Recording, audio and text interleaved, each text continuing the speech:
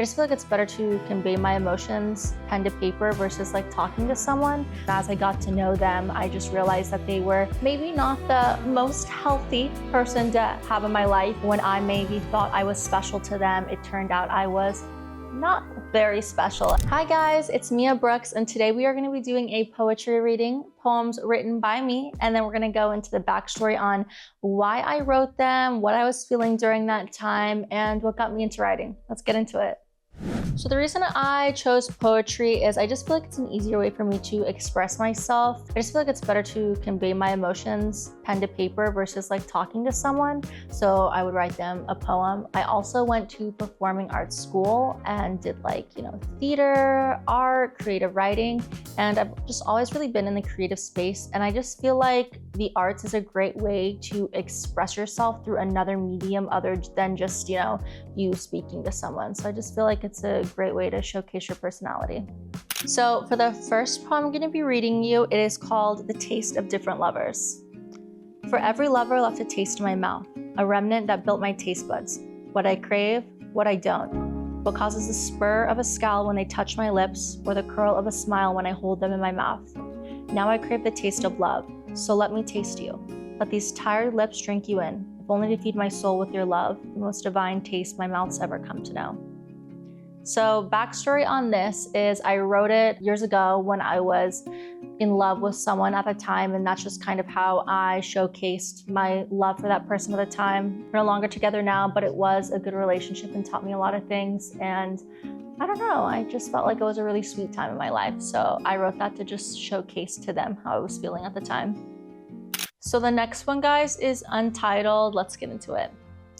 What a waste of a perfectly good view. A salesman showing a beautiful home, hoping someone bites on this termite-infested property you call your body.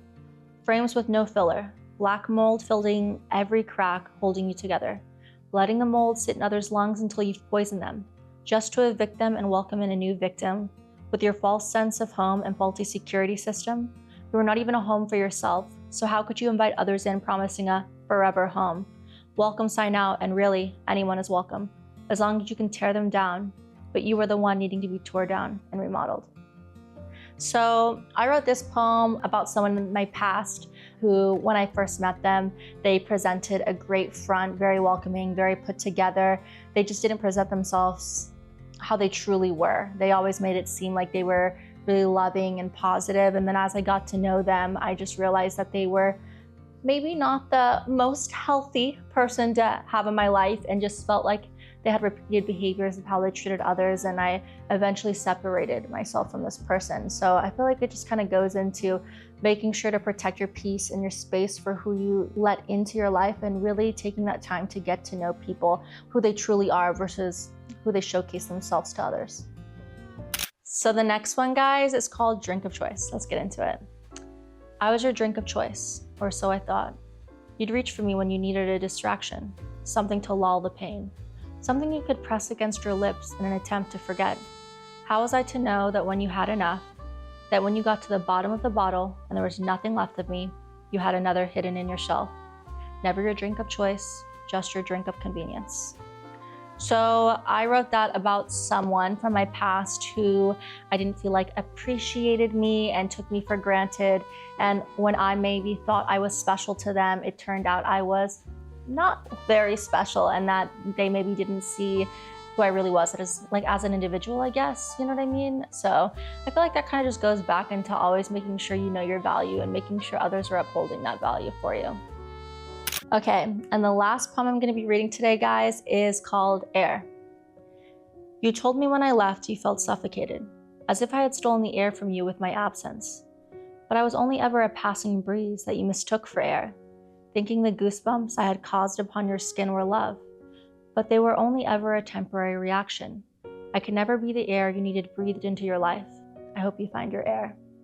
So this is about a relationship from the past where me and this person were never meant to be, but they so desperately wanted me to be their person, but I just wasn't. And it's just kind of like that disconnect where I knew that we weren't meant to be, and we, didn't end on bad terms. And I do hope that they find their person and they find, their air, but it just was never meant to be me. And I was more of a stepping stone or a breeze passing through their life.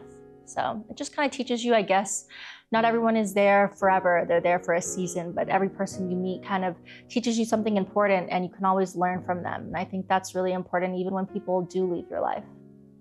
So for me, I chose poetry, but I always think it's really great for people to get into writing, creative writing, journaling. I feel like it's really good to express yourself, express your emotions, find an outlet. I feel like that outlet could be different for anyone. Maybe for me, it's poetry. Maybe for you, it's reading or Legos. It could be anything, painting, drawing, but I feel like it's just so important to have some sort of creative outlet that you can really just showcase yourself and your emotions and who you are. So I feel like, that's why I think it's important. Maybe you guys can message me and kind of let me know what you like to do as well. So if you guys want to message me what you use as your creative outlets, I'd love to hear and maybe try it. It was so much fun. Thanks for listening. And it's Mia Brooks. See you later, guys.